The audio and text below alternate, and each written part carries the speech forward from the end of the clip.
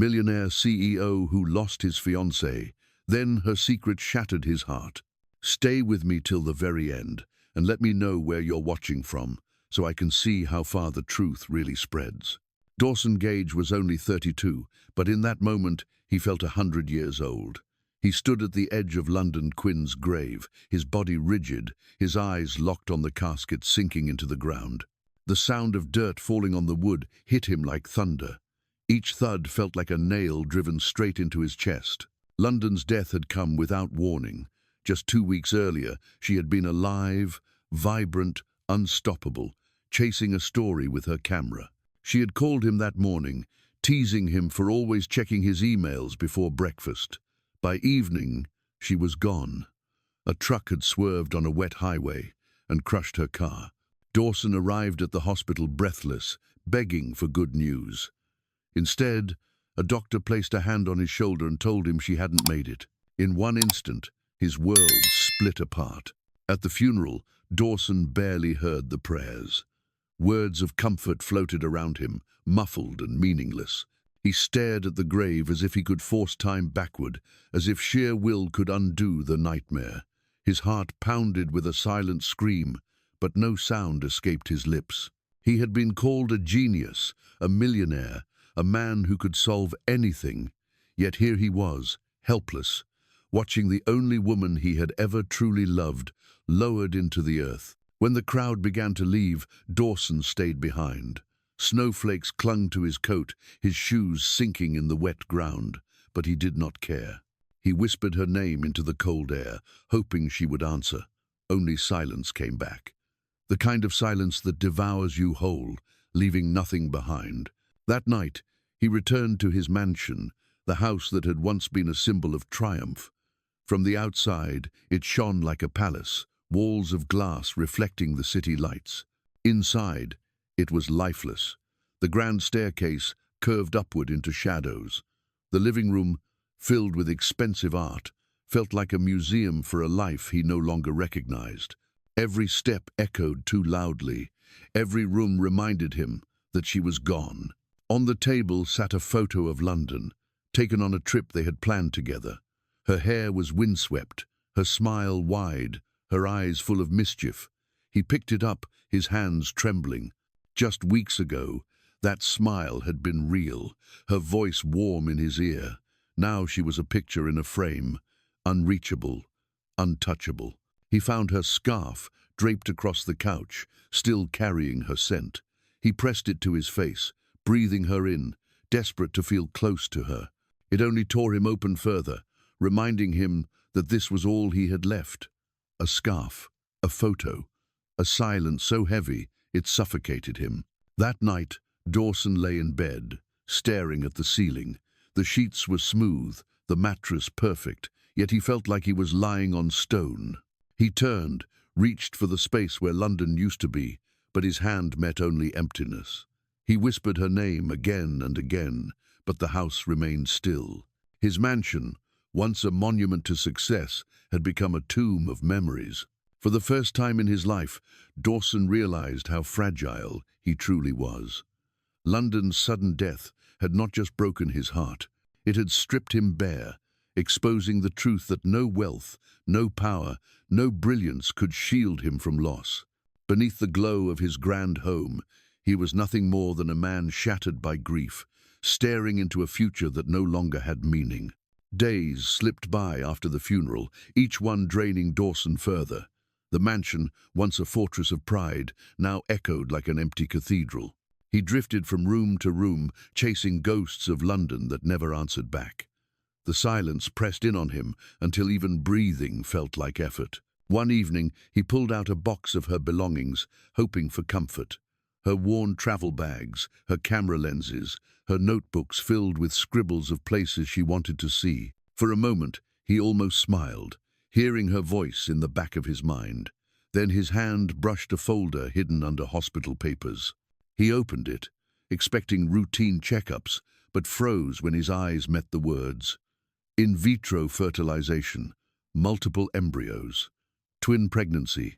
The page blurred as his pulse roared in his ears. He leaned closer, whispering her name as if she could appear and explain. The air in the room turned heavy, pressing against his ribs. Dawson gripped the folder tighter, his hands shaking. A twin. London had been one of two. He sank into a chair, unable to steady his breath. His first thought was not betrayal. It was a hollow ache, a sudden crack in the life he thought he knew so well. He had memorized her laugh, her stubbornness, her fearless drive. He believed their love had been whole, that he had known every corner of her soul. But now he saw there were pieces missing, fragments of her story forever hidden from him. It was not her fault, he told himself. Maybe she never knew, but the emptiness spread inside him like ink spilling across paper. How could their life together feel so vivid and yet incomplete? The idea clawed at him that London had a sister somewhere in the world, living a parallel life he had never imagined. He rose and paced the room, clutching a photograph of her in one hand and the folder in the other. His chest ached with a mixture of longing and disbelief. He stared at her smile in the photo, that mischievous light in her eyes, and felt his throat close. Was there another face somewhere carrying the same light, the same eyes? The thought unsettled him, yet it drew him in like a tide he could not resist. By dawn, Dawson stood at the window, the skyline blazing with morning light. Towers of steel stretched across the horizon, proof of the empire he had built, but the sight left him cold. What good was an empire when the life it was meant to share had cracks he could no longer ignore? The mansion had become a tomb, filled with fragments of London, but never the full picture. With hands that trembled, he packed a bag. The folder slipped into his coat, its weight heavier than gold. He walked through the halls one last time, passing the piano she once played, the scarf she had left behind, all the relics of a life that suddenly felt unfinished. As his car rolled onto the highway, Dawson gripped the wheel, his heart pounding. He did not know what he would find, or whether it would bring him peace or destroy what was left of him. But for the first time since her death, he felt pulled forward. Somewhere out there lived the missing piece of the story. Somewhere out there was the half of London he had never known. The small town greeted Dawson with a stillness that unsettled him. Narrow streets wound between old brick buildings, the kind of place where everyone knew each other's names. He felt like an intruder carrying a secret too heavy for his hands. His bag was light, but the folder in his coat weighed on him like a stone. He stopped in front of the school, a modest building with peeling paint and a small playground out front. Children's laughter rang through the air, so bright it felt out of place against the heaviness in his chest. Dawson gripped the steering wheel, staring through the windshield as if rooted there. He had crossed miles to reach this moment, yet every part of him now screamed to turn back. Finally, he stepped out, his shoes crunching on the gravel path. The bell rang, a sound that pushed him forward. He walked slowly, each step heavier than the last, his pulse loud in his ears. As he neared the window of a classroom, he caught sight of her. Andy Allen stood at the front of the room, her voice carrying softly as she guided the children through a painting exercise. For an instant, the world tilted, the shape of her face, the dark sweep of her hair, the familiar eyes Dawson's breath caught. His knees weakened, as if the ground had shifted beneath him. For one unbearable moment, it was London. But then she smiled. The expression was gentle, patient, steady in a way London never had been. London had burned bright, restless, always chasing the next horizon. Andy's presence was quieter, rooted, like sunlight spilling into a quiet room. The recognition pierced him. She looked exactly like the woman he had lost, yet she carried a soul that was wholly her own. Dawson pressed a trembling hand to his mouth, stepping back from the window. His mind swirled with confusion. Was fate mocking him, or placing in front of him the answer to the ache that haunted his nights? Every nerve in his body urged him to enter, to speak, to reach across the distance. But his legs locked in place. He lingered under the shade of a tree, watching as the children filed out at the end of the day. Andy walked among them, laughing as one boy smeared paint on his hands and showed her proudly. The sound of her laugh struck Dawson like a chord. It was not London's, but it was no less alive, no less radiant. It cut through his grief, leaving him shaken. He stood there long after the children had gone, the schoolyard empty, the sun sliding toward the horizon. His heart pulled him forward, but fear rooted him in place. What right did he have to step into her world? If she knew why he was here, would she see him as a grieving man searching for a ghost rather than someone who truly saw her? As night fell, Dawson finally turned away. He checked into a small motel on the edge of town, the folder lying open on the table once more. He replayed every moment, the face so familiar, the smile so different, the laughter that had slipped under his skin. He pressed London's scarf to his chest, torn between the past and the fragile thread of something new. For the first time in weeks, his grief shifted. It did not fade, but cracked, making room for something else. Not peace, not yet, but a pull, trembling and undeniable, that told him he could not leave. He had to see her again. Dawson had told himself he would keep his distance, but days turned into weeks, and the thread between him and Andy kept pulling tighter. He started appearing at the school, offering help with supplies or small repairs, excuses that allowed him to stay close without admitting why.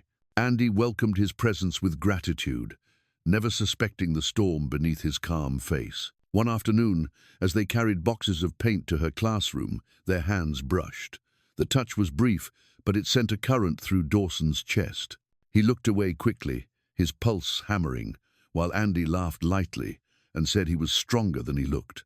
Her voice was playful, unguarded, and for a heartbeat, he let himself enjoy it. That evening, she invited him to a student recital. The children sang softly, their voices rising in unison, while Andy clapped along from the front row. Dawson sat in the back, his eyes never leaving her. He noticed the way she tilted her head, the way she closed her eyes to soak in the music. A warmth spread through him, loosening something he thought had died with London. Afterward, they walked down the quiet street, lamps glowing overhead. Andy spoke about her students, about how art had given them courage to face loneliness. Dawson listened, his heart stirred by the steadiness in her tone. Without thinking, he told her she had a gift, and she blushed, tucking her hair behind her ear. That small gesture struck him like a blow. It was the same way London used to brush her hair aside when she was flustered. For an instant, the past collided with the present. Dawson froze, his chest tightening painfully. He saw London in that simple movement, yet he knew it was Andy standing before him, smiling shyly in the lamplight. The realization tore at him, both comforting and cruel. Andy glanced at him curiously, sensing his sudden silence, but he forced a smile and said nothing. Inside, his thoughts twisted. Was he falling for her because she was herself, or because she carried echoes of the woman he had buried? The fear gnawed at him, whispering that he was betraying London's memory, that every heartbeat for Andy was nothing more than longing misplaced. That night, Dawson lay awake in his motel room, clutching London's scarf. Guilt wrapped around him like chains. Yet when he closed his eyes, it was not London's face that lingered, but Andy's laughter under the streetlights, her steady voice, the way she had looked at him without judgment. He realized he was teetering on a fragile edge. Andy had begun to break open the walls around his grief, but he feared the truth of why might destroy them both. The evening was quiet, the air heavy with the scent of rain. Andy had agreed to meet Dawson at his motel, a simple room at the edge of town. She hesitated at the door when she saw it was left ajar. Inside, the lamp cast a dim glow across the table where Dawson's papers lay scattered. Something in her chest tightened. She stepped in softly, calling his name, but the room was silent. Her eyes drifted toward the desk. At first, she only noticed receipts, hospital forms, ordinary pages that meant nothing.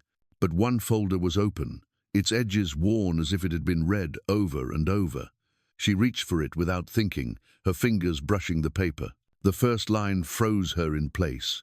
London Quinn, in vitro fertilization, multiple embryos. And then, at the bottom, her own name. The words blurred as her vision filled with tears.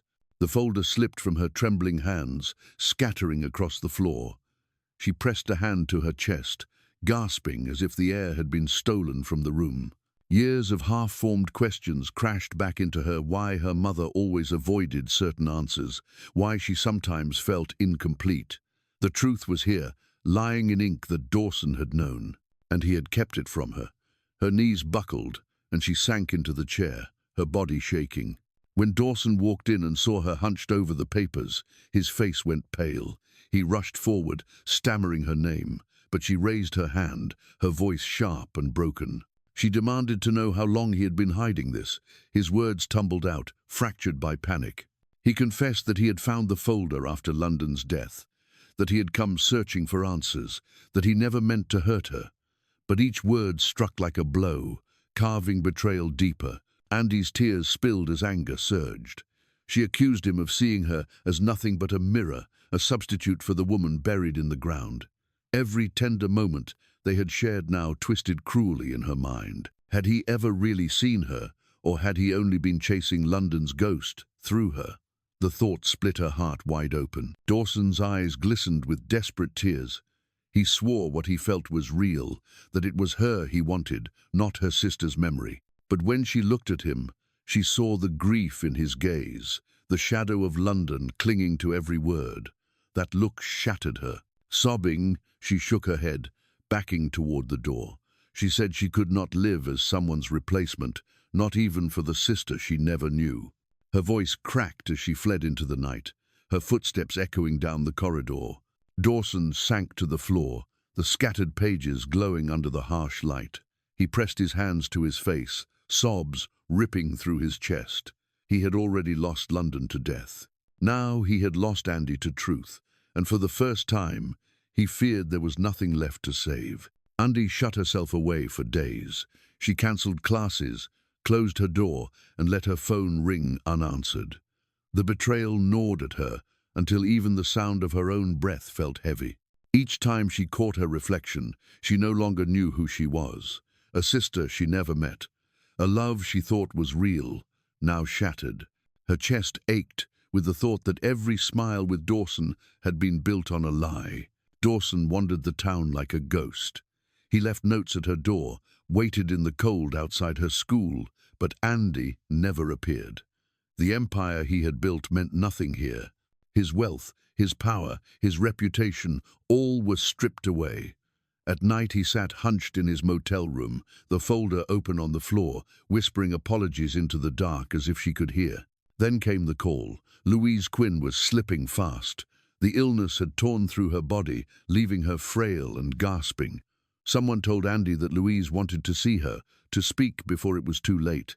At first Andy refused. Anger still burned in her, hot and raw. But something softer and ache for answers drew her to the house. Louise lay propped against pillows, her skin pale as parchment, her hands trembling. When Andy entered, their eyes locked, and tears rose instantly in the older woman's gaze. She reached out a hand, voice fragile as she whispered. She said she had lived with a secret for decades, a secret that grew heavier each year. Her words faltered, her chest rattling as she tried to continue. Andy stood frozen until she heard the words spill out. Louise admitted that fear had driven her choices. One child had been given away, hidden in silence, while the other grew under her care. Her voice cracked as she said she had watched London blossom, but always felt the ghost of another daughter she had abandoned. Tears streamed down Andy's face. Her hands trembled as she gripped the bed frame. She choked on sobs, unable to form words. The missing pieces of her life pressed down all at once. Rage and sorrow tangled inside her. She wanted to scream, to run, but her legs would not move. Louise's frail hand searched blindly until it found Andy's. She clutched it tightly, whispering apologies again and again. Her lips stumbled over the names. London, Andy. Sometimes one, sometimes the other, as if her mind could no longer separate them. The sound broke something inside Andy. For a moment, she felt both crushed and seen. Louise wept harder, saying she had loved them both, but had been too weak to face the truth. She begged for forgiveness, begged for a chance to let Andy know she had never been forgotten. Her fingers clung with surprising strength, as if trying to hold back death itself until the words were said. Andy collapsed into the chair, sobs shaking her body. She could not speak forgiveness, not yet, but she did not pull her hand away. In that fragile contact, she felt the weight of years pressing down, and for the first time since discovering the truth, she felt less like a shadow. She felt like blood, like family, like someone who belonged. Outside, Dawson stood in the cold, watching through the window. He saw Andy holding Louise's hand, her tears falling freely, and his chest tightened. He knew he could not enter, not yet. All he could do was wait in the darkness, praying that this moment might open the door to redemption. The morning of Louise's funeral was hushed, the church bells echoing over the small town. People filled the pews, their voices low, their steps heavy. Andy stood near the front, her face pale but composed, while Dawson kept to the back. He was not sure if his presence was welcome, but he could not stay away. Something in him knew he had to be there, even if from the shadows. When the service ended and the crowd dispersed, Andy remained behind, seated in the stillness of the empty church. Her fingers traced the hymnal absently, her eyes glazed with tears she did not bother to wipe away. Dawson lingered at the door, his chest tight, then walked forward. Each step echoed on the wooden floor until he reached her side. She looked up, her expression wary but not closed. His voice was quiet, raw from days of silence. He said he had not come to find London in her. He confessed that he had been lost, that his grief had blinded him, but that the truth was clearer now.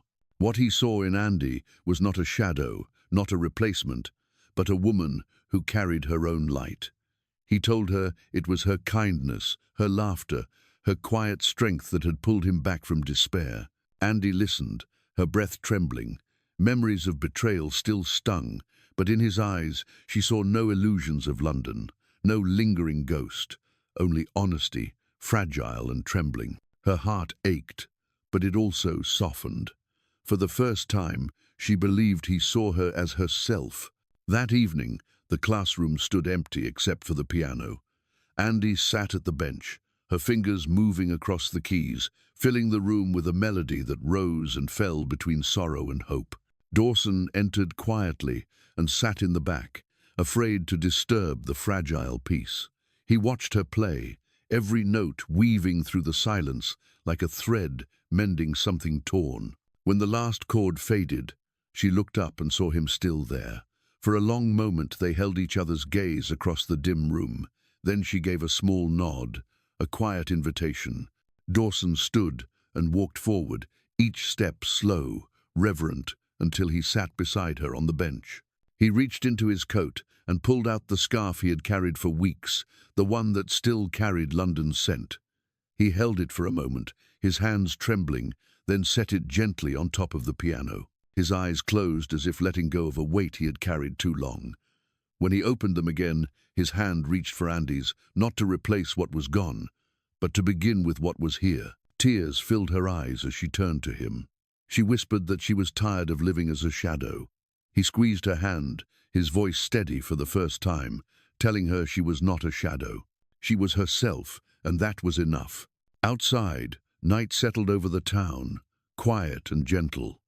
Inside, the piano still hummed with the warmth of her touch. For the first time, Dawson felt the grief ease its grip. He knew London would always remain a part of him, but he no longer needed to hold on so tightly. With Andy beside him, the circle closed. Past and present sat together, and in the quiet glow of that room, he felt the fragile promise of healing and a beginning that was wholly new.